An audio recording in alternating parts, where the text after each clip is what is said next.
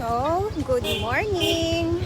Ngayong araw ay Huwebes. Still no class. But, pupunta tayo ng school kasi, wait lang dad. Pupunta tayo ng school kasi kukunin natin yung mga worksheet nila Diday and dahil walang pasok kasi guys.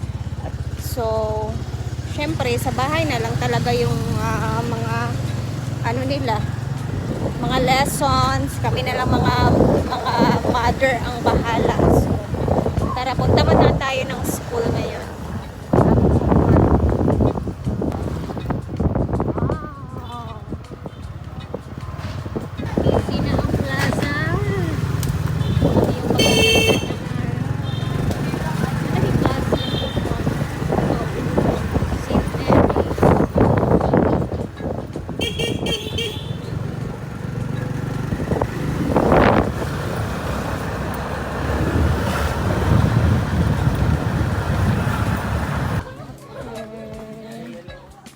pasok muna tayo sa school kung saan grabe napakatahimik lang nakauta. Ayun, may ano pa si Mark, may nagpahatid pa. So punta tayo sa school, kunin ko yung ID ni Diday tapos yung worksheet for this day and tomorrow. Kasi nung Monday, meron na silang worksheet. So, ngayon, another na naman. Yung tahimik, Huwebes na Huwebes. Si teacher ata ito.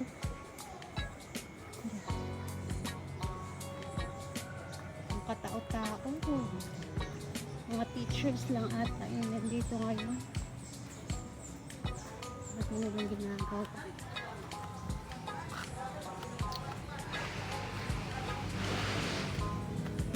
Wow, ito na yung mga gulayan nila dito. Good morning. Good morning, Chair. Sulod ko. I-vlog ta ka. Okay ra. Naman, bigyan lang. Oh. Nana nilang ID, Chair? Naana, may ID nila. Wow, hello. Oo. Kuan ng palihog lang ko. Mga natin ang grade 8 guide sa written test. grade 3. Ang grade 8 is Busy pa si teacher Ma'am. sa mga printing. Thank you so much. Sige na, una na po. Thank you, Annie. you're welcome. Sige. We're done. Let's go, Rana. Ginoo ko.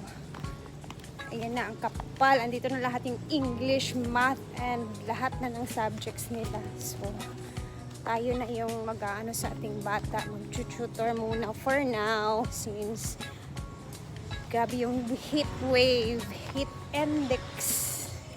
Sa iba naman ngayon, ang cute ni Diday, guys. Ayan o, yung ID niya. Si Diday, guys, alam niyo ba si Diday, nasa akin pa siya, naka-apelyido. Valcorza na Valcorza pa siya kasi hindi pa namin siya na-change. Yan naman yung aming gagawin ni Mark next na maisunod siya sa kanyang papa. So, let's go. May event ata sila ngayon, oh.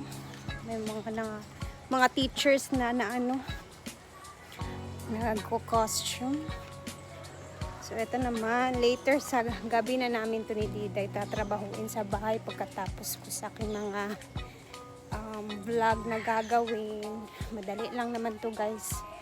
So, hatid sa bahay, tapos diretso na tayo sa farm. Asa man akong vana? Wala pa. Oh, tara. Ayan na. Nawa ID ni Dada. Cute kaayo.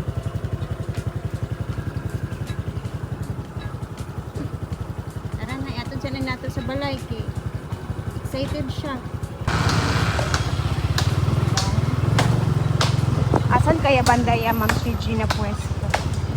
Malalaman natin. Nak! Diday! Asan na yung ID ka pa? Uy! Gawas dayon si Chuchu na mo. Oh.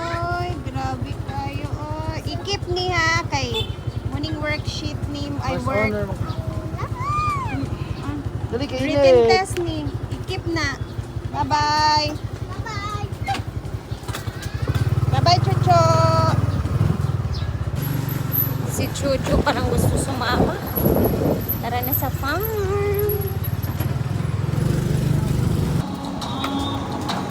Magasolina muna kami ni Mark, guys. Kasi naubos na. And gasolina update kami dito sa lugar namin. Ito yung mga presyo ngayon. 86 yung diesel, 78 yung regular, 78 naman yung premium. Sa inyo naman dyan, guys, kumusta yung gasolina nyo dyan? Tuwara! Kaya kainit! Wala. Bye-bye! Parating lang din nila ito. Hindi ba gawa tayo jacket ba? Magabalabal pag na siya ron. Ay lang pala big yun. Dito na kami. Ayan, kakarating lang din live.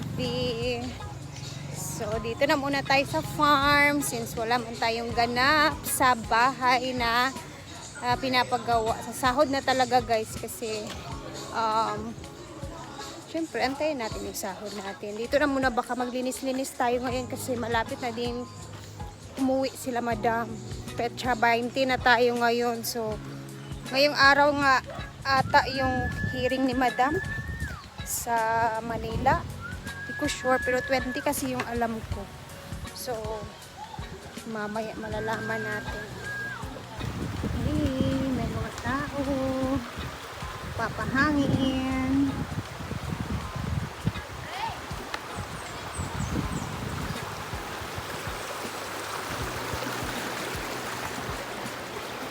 Tingnan natin kung ano yung ginagawa ng mga tao dito ngayon.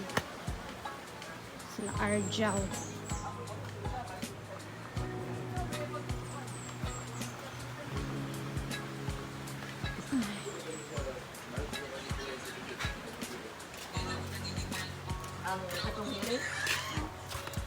Hello, Ling.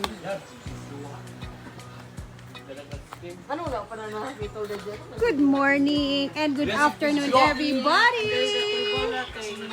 lang ka na. Yeah. Ano masasabi mo sa mga nangyayari? Kailangan sa Domingo.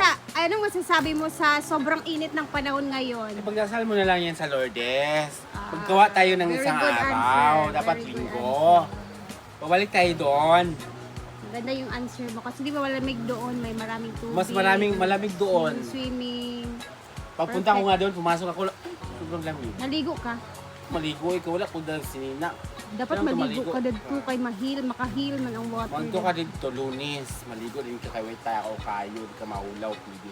Kung Domingo na may mas buntag, udto, hapon. Tulo ka mas. One, wait, maybe? So ikot-ikot muna tayo, guys. Magchikahan muna tayo saglit kasi nakakasad ngayong araw dahil ayun na.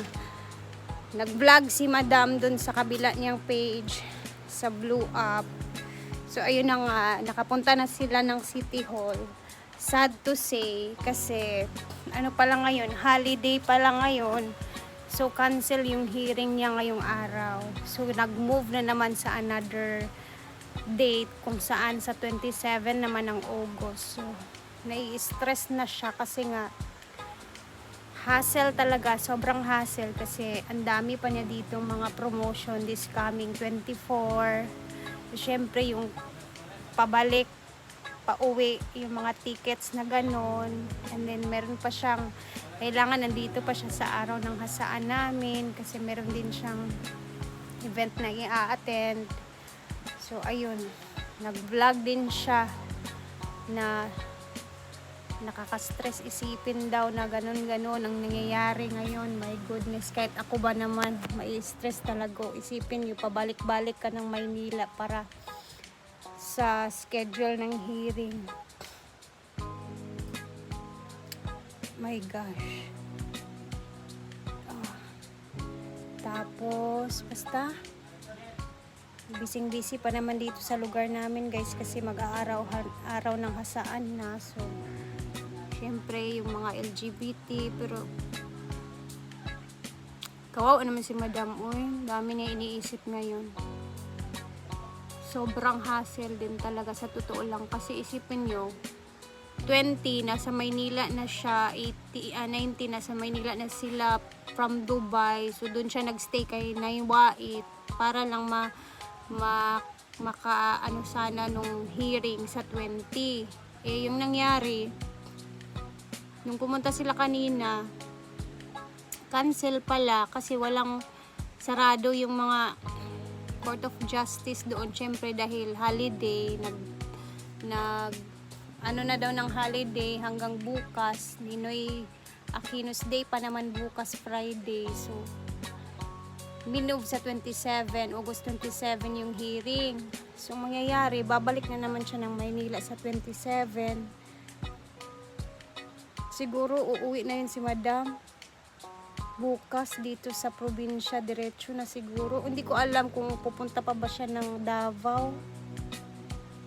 Kasi yung alam namin, sa 22, uuwi na din si Ma'am Mary sa Japan. So, mag-uuwian na din sila bakang dito by 23 ng August. So, yan yung hassle ngayon sa mga lakad ni Madam Brad.